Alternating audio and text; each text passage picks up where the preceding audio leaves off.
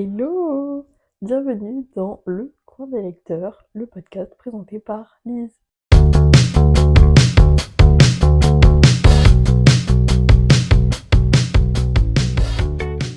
Pour ce deuxième épisode, je vais vous faire un concept que j'avais assez hâte de faire sur le podcast. Je vais vous présenter un livre selon un genre littéraire. J'ai sélectionné 10 genres, je me suis munie de mon carnet, mes notes et mes livres, et je vais vous parler d'un livre selon un genre. Bon, j'avoue, j'ai un peu oublié le concept. Il y a certains, en général, c'est pas des livres, c'est des sagas que j'associe à un genre. Et surtout, il y a certains genres où il y a 2 livres. Voilà, parce que je pouvais pas choisir. Mais ce sont que des livres que j'ai notés de 5 à 4 étoiles. Donc c'est vraiment des livres que j'ai extrêmement bien notés. C'est mes petits chouchous, quoi, finalement, selon le genre. Et j'ai trop hâte de vous parler de tous ces livres. Il y a certains livres que j'ai pas en main. Donc là, pour celles qui écoutent le podcast, vous voyez pas, mais j'ai une pile de livres à côté de moi. Pour celles qui regardent sur YouTube, j'ai mes livres. Et il y a certains livres dont je n'ai pas... je les ai pas sur moi. Donc vous imaginerez la couverture. Et bien écoutez, c'est parti! Pour ce premier genre, j'ai choisi évidemment la romance, qui est mon genre donc préféré de tous les temps. Voilà. Donc, le livre que je vais vous présenter, c'est une saga évidemment, la saga Dreamland Billionaires. Donc là, je vais vous parler, enfin, j'ai pris en main le tome 3 parce que c'est mon préféré, mais je vais vous parler de la saga plus généralement et pas de chaque tome précisément. Je vais vous faire un rapide débrief des 3 tomes, mais vaut mieux que vous découvriez la saga en tout premier.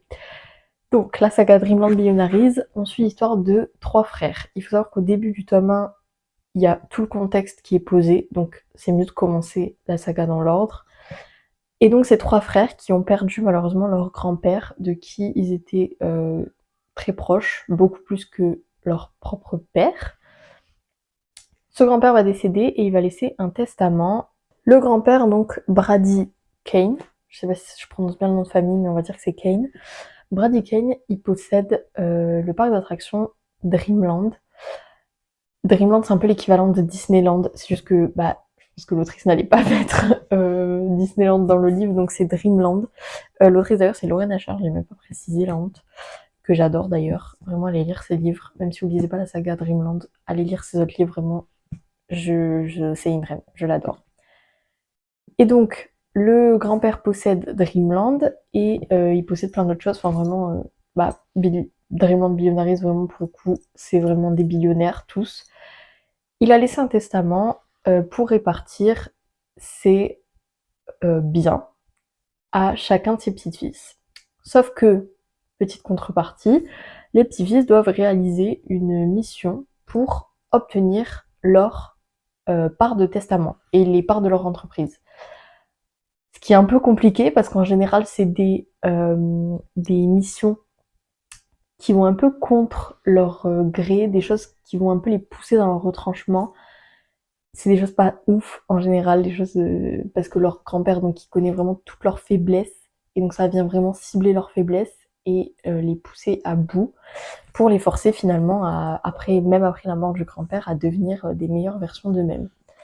Donc dans le premier tome, on va suivre Rohan, qui est, il me semble, le frère du milieu. Je crois que c'est le cadet qu'on dit. Je sais plus comment on dit le frère du milieu. Bon, le frère du milieu. Lui, il va devoir aller à Dreamland et devoir rénover un petit peu le parc parce que il y a beaucoup de mauvais avis, des choses qui vont un peu mal. Et il faut qu'il lui donne un petit coup de rafraîchissement pour que le parc reparte de plus belle. Sauf qu'en arrivant au parc, il va prendre en tant que... Alors là, je me rappelle plus c'est quoi le rôle exactement, mais je crois que c'est chef de projet. Une fille. Il va prendre Zara, avec laquelle il y a une petite tension électrique, puisque celle-ci ne se laisse pas faire. Finalement, c'est la seule d'ailleurs qui va un peu contre le patron, donc qui est Rohan. Et elle va pas se laisser faire, et donc il va y avoir quelques petites disputes entre eux, mais les disputes vont vite se transformer en autre chose, je vous le dis. Et voilà, et donc ils vont essayer à deux de remettre un petit coup de peps au parc, sachant que Zara était quand même très proche du grand-père, mais ça, Rohan ne le sait pas. Donc voilà, ça c'était pour le premier tome. Le deuxième tome, c'est un mariage par convenance, mais est-ce que c'est pas tout ce qu'on aime finalement? Vraiment toutes les tropes de tous les livres, vraiment j'adore. Donc, deuxième tome, on suit l'histoire de Declan, ou Declan on va dire, qui est le frère aîné, donc vraiment le plus grand. Et lui, il a une secrétaire qui s'appelle Iris, une secrétaire vraiment qui fait beaucoup plus que son rôle de secrétaire, vraiment c'est limite son associé. Donc lui, sa mission du testament, c'est d'être marié et d'avoir un enfant. Pourquoi? Parce que Declan est quelqu'un de très solitaire et que si son grand-père ne l'avait pas fait écrire sur le testament, toi tu vas devoir te marier, avoir un enfant, il n'en aurait jamais eu parce que c'est pas du tout dans ses intérêts. Et ça, le grand-père le sait bien, c'est pour ça qu'il lui dit de faire ça.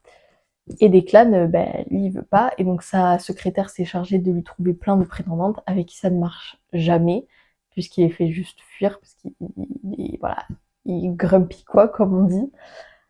Donc, il les fait fuir toutes une par une, et au bout d'un moment, Iris, elle en a marre, et elle dit, bah écoute, je serai ta femme. Et donc, mariage par convenance, et ils vont devoir apprendre à cohabiter, sachant que Iris, elle en a un petit peu marre de ce job de secrétaire qui lui passe un peu au-dessus parce qu'elle se fait littéralement exploiter par des clans, et même si elle veut l'aider au maximum, elle se rend compte qu'elle est un peu prise au piège.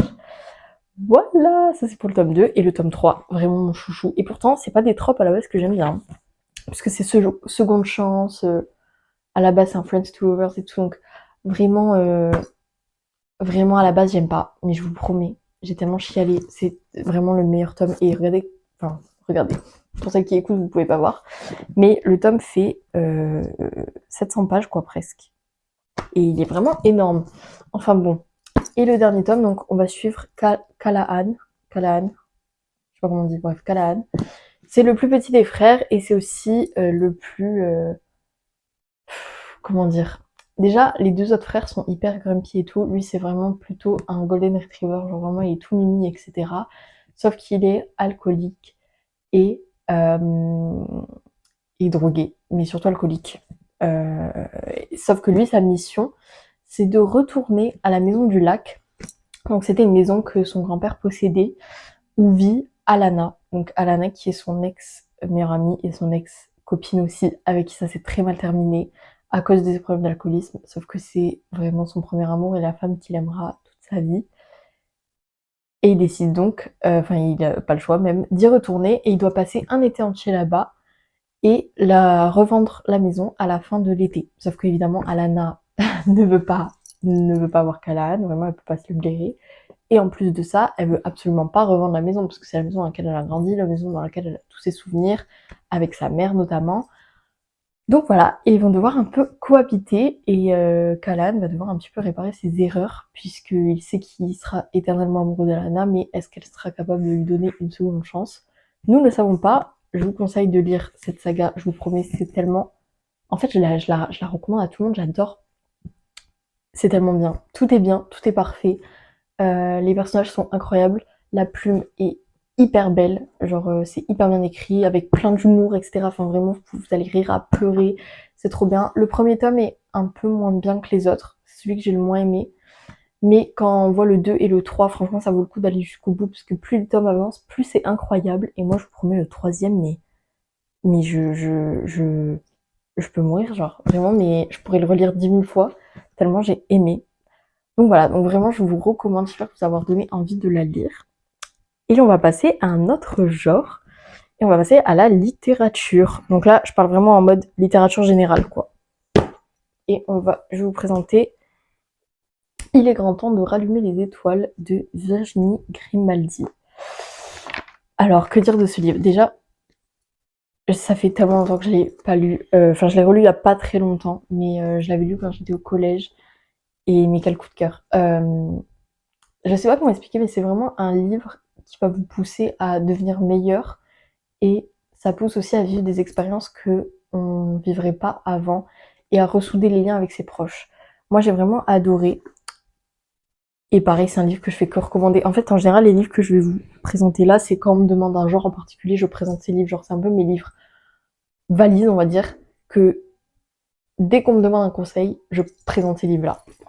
Donc, il est grand temps de rallumer les étoiles. On va suivre l'histoire de Anna, qui a 37 ans et elle croule sous le travail, elle est au bout de sa vie, elle a pas d'argent. Donc elle a 2 filles, Chloé et Lily. Les 2 filles, elles sont un peu, pas très bien dans leur vie parce que forcément quand ta mère va pas bien, en général les enfants, ça suit pas non plus. Chloé, elle a 17 ans, elle est en fin de lycée, elle fait des bêtises, elle fume, elle a des mauvaises fréquentations. Elle sort avec plein de garçons parce que, voilà, elle est pas bien. Et Lily, elle est encore un petit peu dans son innocence, mais elle comprend pas pourquoi elle a plus de papa, parce que leur papa les a abandonnés du coup. Elle comprend pas pourquoi elle a plus de papa. Elle est très seule, elle se sent très seule. Elle a pas beaucoup d'amis à l'école. Elle voit sa sœur aller très mal et faire n'importe quoi. Elle voit sa mère au bout de sa vie. Elle a pas du tout de relation avec sa mère. Donc au début du livre, c'est vraiment très triste. Toute la vie en général de ces filles, elle va pas bien. Et un jour, la mère en a marre et décide, elle se fait virer. Elle dit, mais là, j'en ai marre. J'ai envie de ressouder les liens avec mes filles. Elle voit vraiment que ses filles sont au bout de leur vie, genre littéralement. Et elles partent en road trip alors je dis plus où c'est, en Scandinavie, voilà. Elles partent en Scandinavie en camping-car. Elles vont rencontrer un groupe de gens sur leur chemin. Elles vont apprendre à s'aimer, à se retrouver. Et vraiment, mais pareil, j'ai fait que chialer. En plus, c'est un livre que j'ai lu quand j'étais au collège. Et moi, au collège, j'allais pas très bien. Donc, ça m'a vraiment requinqué finalement. Et c'est vraiment un livre très beau. Et de toute façon, Virginie Grimaldi, elle écrit des livres vraiment avec une plume incroyable. C'est hyper bien écrit. Elle décrit bien les paysages. Elle donne envie de voyager. Enfin, franchement, moi, j'ai envie de partir en Scandinavie, alors que c'était pas du tout un pays auquel je m'intéressais.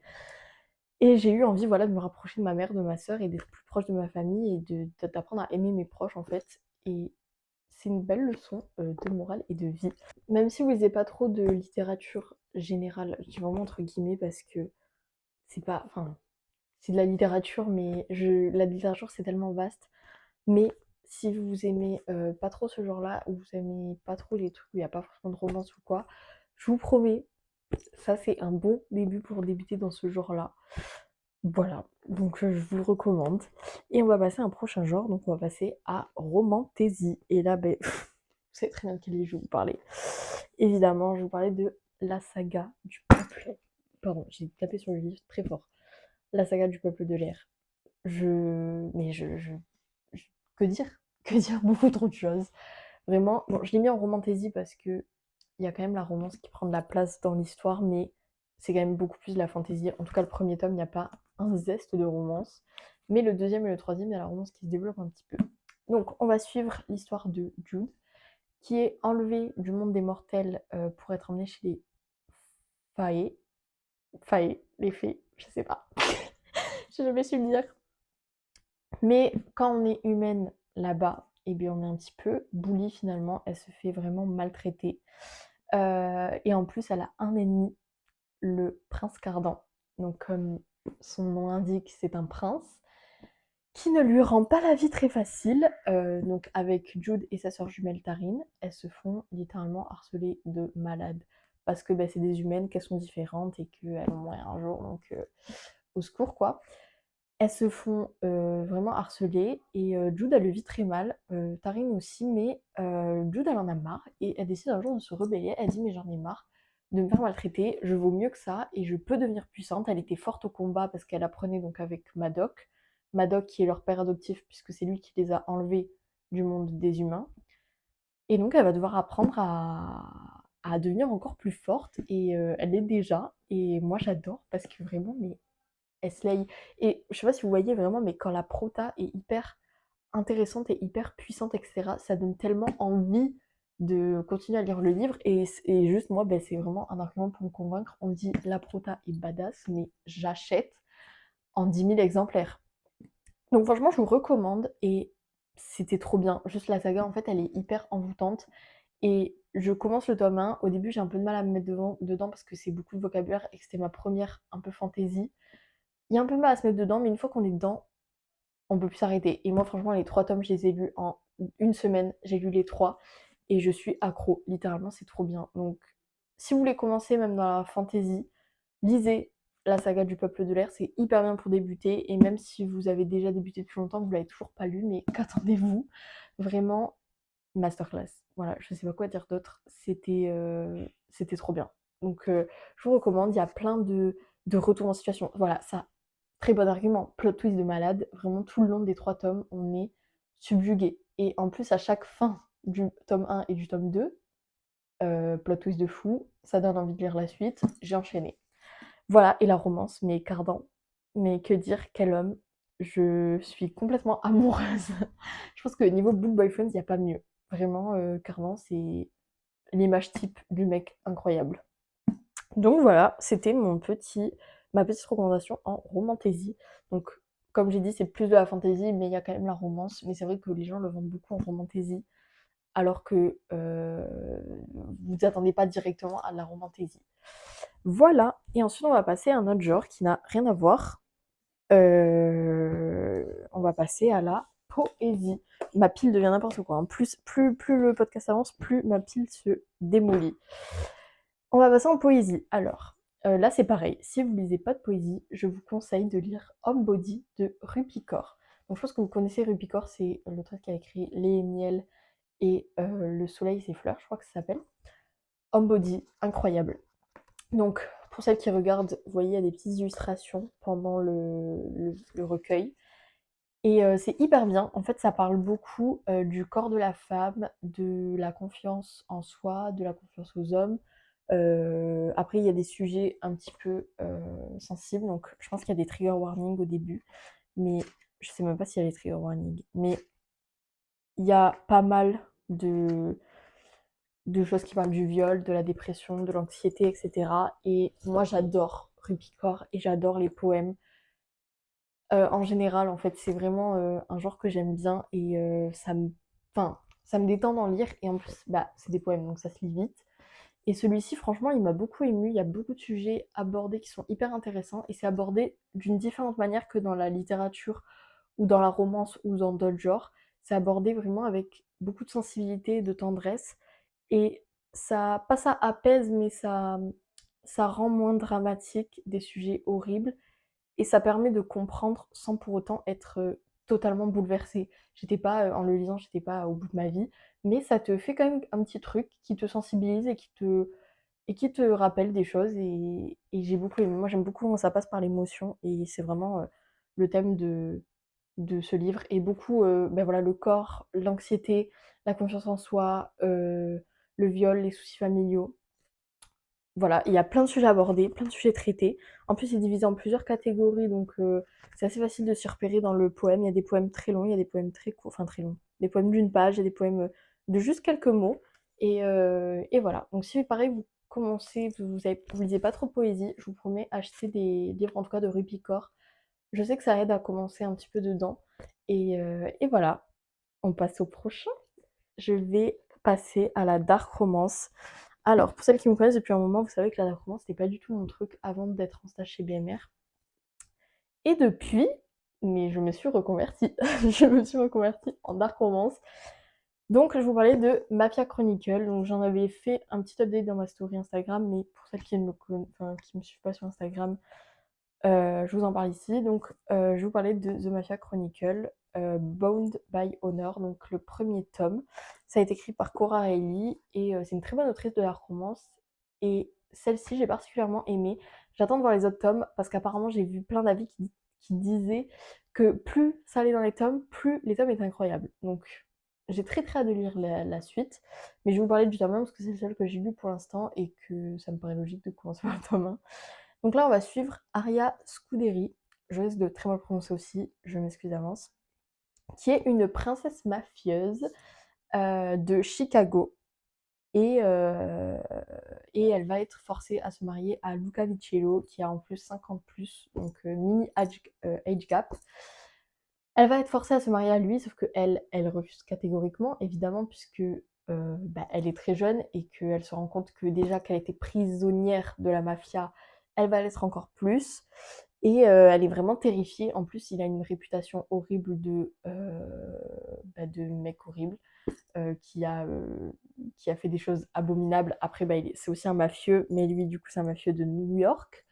Et donc l'alliance pour le mariage, c'est vraiment de réunir les deux mafias. Aria se dit que si elle peut réussir à se frayer un chemin jusqu'à son cœur, elle peut peut-être réussir à trouver des petits avantages au mariage. Mais Lucas, lui, n'est pas du tout décidé à trouver l'amour, et encore moins avec Arya, qui pour lui est juste un pass pour avancer et devenir capot de New York. Voilà, c'était pour ma petite dark romance. Donc on va passer au théâtre et je vais vous parler de Incendie. J'ai plus le nom de l'auteur exact, mais de toute façon tous les livres seront en description. Pour le coup, j'ai plus en tête l'histoire exacte, mais c'est une sœur et un frère qui ont une mère qui est malheureusement décédée. Mais cette mère-là, elle a été muette durant je crois que c'est les dernières années de sa vie. Elle ne parlait plus du tout. Et donc eux sont très énervés contre elle, surtout le fils, il est vraiment très énervé contre elle et il lui en veut. Il veut plus la voir, il veut plus entendre parler d'elle et en plus elle demande certaines volontés dans son testament, notamment de lire des lettres et en plus elle leur annonce au testament qu'ils ont un père et un frère et qu'il faut qu'ils retrouvent leur père et leur frère et qu'ils leur donnent les lettres. Donc ils apprennent ça et le fils pardon est hors de contrôle. Il est hyper énervé, il est là, mais non, je ne ferai rien pour cette femme, elle nous a adressé que du silence ces dernières années, je ne ferai rien pour elle.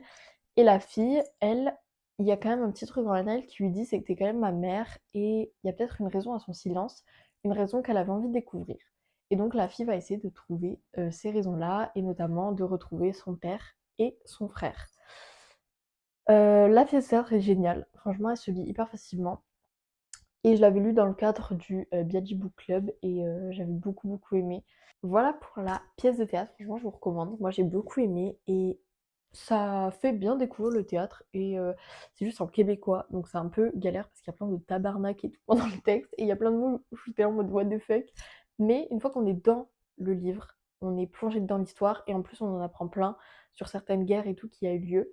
Et c'est une histoire vraie. Ça m'a un peu traumatisée mais c'est une histoire vraie, il me semble, si je dis pas de bêtises. Donc ça rajoute un petit truc, un petit côté piquant à l'histoire. Donc ensuite on passe au rayon BD. Et là je vais vous parler de Et le village s'endort. Donc c'est une BD que j'avais achetée il y a très longtemps sur un petit salon du livre. Donc ce n'est pas une BD très connue. Elle a été écrite par Nouria Tamari et Xulia Vicente. Je sais pas trop comment ça se prononce. C'est en gros une sorte de remake du loup-garou. En fait, on est dans un village où le loup-garou est vrai. Genre le jeu loup-garou se passe vraiment. Et donc il y a des gens qui tuent la nuit. Et donc en fait c'est trop drôle parce qu'il y a des pages noires. Bon là vous voyez pas ceux qui écoutent. Mais il y a des pages noires et des pages bleues. Et donc les dessins sont hyper beaux. Moi c'est ce qui m'avait le plus plu dans la BD. C'est vraiment les dessins qui sont hyper travaillés et hyper agréable en fait à regarder et à lire. Donc il y a des pages noires pour quand c'est la nuit et des pages bleues quand c'est le jour. Après c'est une BD voilà un peu assez enfantine, mais c'est vrai que moi j'adore la voir et donc il y a vraiment des loups-garous qui tuent les gens la nuit et à la fin il y a un petit retournement de situation de nuit et moi j'avais beaucoup aimé. Donc après voilà bon c'est une BD qui se lit rapidement, franchement une heure c'est plié, mais c'est un peu le but d'une BD. Et j'ai beaucoup aimé, l'histoire est très cool et agréable à lire. Et franchement, c'est surtout moi les dessins que j'avais adorés, qui sont vraiment hyper agréables. Et en plus, j'ai bien aimé le jeu un peu où en noir c'est la nuit, en bleu c'est le jour, en bleu c'est le... Oui, en bleu c'est le jour. Et en plus, bah, vous menez l'enquête avec les personnages pour savoir mais qui tue les gens la nuit, qui sont les loups-garous. Et c'est hyper intéressant. Donc voilà, parce qu'en gros, il y a des complices des loups-garous qui aident les gens à tuer quelqu'un dans le village, voilà, qui est un traître, et il faut deviner qui c'est. Donc c'était vraiment très chouette. Je vous recommande cette petite BD, et en plus ça fera un peu de sous aux, aux auteurs. On passe au dernier genre, qui est pas vraiment un genre, mais on va parler des livres d'art. Donc je vais surtout vous parler des éditions Taschen, parce que moi, c'est vraiment mes éditions préférées pour les livres d'art. C'est le parfait compromis. Livre d'art pas cher, avec les images. Là, encore une fois, vous pouvez pas voir, mais il y a plein de photographies ou de tableaux avec toutes les explications autour. Donc, on a des explications sur l'auteur, le genre, les tableaux. Parce qu'en fait, du coup, les Taschen, il y en a plein. Ils sont à 15 € et il y en a sur les artistes et ou des mouvements littéraires. Mouvements littéraires, ou des mouvements artistiques. Donc si vous aimez l'art et que vous aimez lire, c'est trop bien. Franchement, c'est à 15 €, genre c'est vraiment moins cher qu'à Brochet. Et moi j'adore parce que bah, les images en général sont hyper belles, les éditions sont trop belles, c'est dedans hyper bien expliqué et franchement pour faire des petites collections c'est pas mal. Donc là celui que j'ai entre les mains c'est celui de Yves Klein. Donc Yves Klein qui est un artiste que j'adore. C'est pour ceux qui connaissent le bleu Klein, bah, c'est le bleu qu'il a inventé, qui est trop trop beau. Donc Yves Klein, il a fait plein de choses incroyables au niveau des performances, au niveau bah, des couleurs, etc. Vraiment, ça a été, enfin, c'est pour moi un artiste que j'admire vraiment et j'adore ce qu'il fait, j'adore ce qu'il propose. Vraiment, bah, donc si jamais vous êtes intéressé par ces éditions-là, avec, enfin, que vous voulez commencer à acheter des petits livres d'art dans ce genre-là, je vous conseille vraiment Yves Klein. C'est hyper intéressant et voilà, un petit coup de cœur finalement, comme tous les livres que je vous ai présentés. Et c'est sur ce livre que on atteint la fin de cet épisode. J'espère qu'il vous aura plu. Si vous avez d'autres idées de concepts ou de livres qu'il faut que je lise, parce que je pense que le prochain épisode que je vais tourner, on va se faire une petite lecture à noter. Je me sens bien d'en faire une pour le prochain épisode. Donc si vous avez un livre que vous voulez que je lise, dites-moi en commentaire, en privé sur Insta, comme d'habitude. Et voilà, j'espère que cet épisode vous aura plu, je vous aurai donné envie de lire certains livres. En tout cas, faites-moi vos retours. Dites-moi si vous avez lu des livres, lesquels vous allez acheter, si vous en avez si vous en avez qui sont dans votre palle et que vous voulez les enlever. Mais foncez, foncez. Et voilà. Et le concept, si vous a plu, n'hésitez pas à me dire non plus, je referai sûrement un épisode 2. Et voilà, je vous embrasse très très fort. Je vous fais des bisous. À la prochaine. Petit disclaimer de fin. Je suis désolée des coupures pendant l'épisode, c'était un peu calamiteux parce que j'avais des appels de ma mère, j'avais plus de batterie, plus de stockage. Le micro a coupé un moment, c'était vraiment un tournage cata. Mais j'espère que ça s'est pas trop ressenti dans l'épisode. Et voilà. Bisous.